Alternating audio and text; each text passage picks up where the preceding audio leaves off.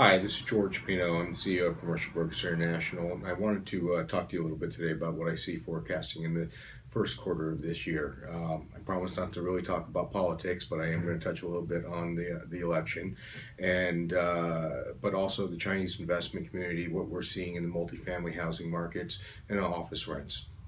After the elections, the markets in general were pretty bullish with the new president Trump being elected, and I see this continuing after the inauguration of last week, and will continue into this year with a very bullish investment behavior with the real estate markets. I believe that the initial interest rate increases are going to affect the investment community in a positive manner.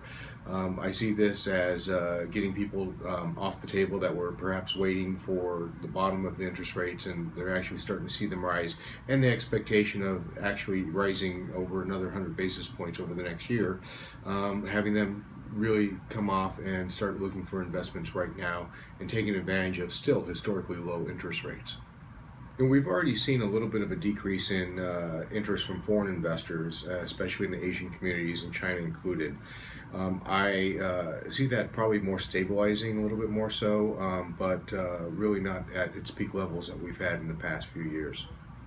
The Santa Monica multifamily market is, it's a very interesting segment. People are very bullish on it. There's been recent articles where the Santa Monica actually has the highest rents in the nation. So, of course, that's bringing in some investor interest across the board. However, coupled with, lower sales volume as far as number of transactions over the past few years, I think that we're actually seeing a little bit more of a stabilization. With that and the increase in interest rates that we're expecting, I don't anticipate any major changes, but at the same time, I don't see that the market's going to be going up substantially in the near future. The Westside has always been in demand for tech companies over the last few years, and I don't see that changing. What I do see changing, however, is that they are expanding their areas, where historically it started off in the Venice submarket, expanding into Santa Monica, really now pushing into Playa del Rey and Culver City. You see a lot of developers right now really setting pace and getting ready for the Culver City market to really take off, and I see that actually happening, especially with the new Google campus adjacent to them right there in Playa Vista off Jefferson.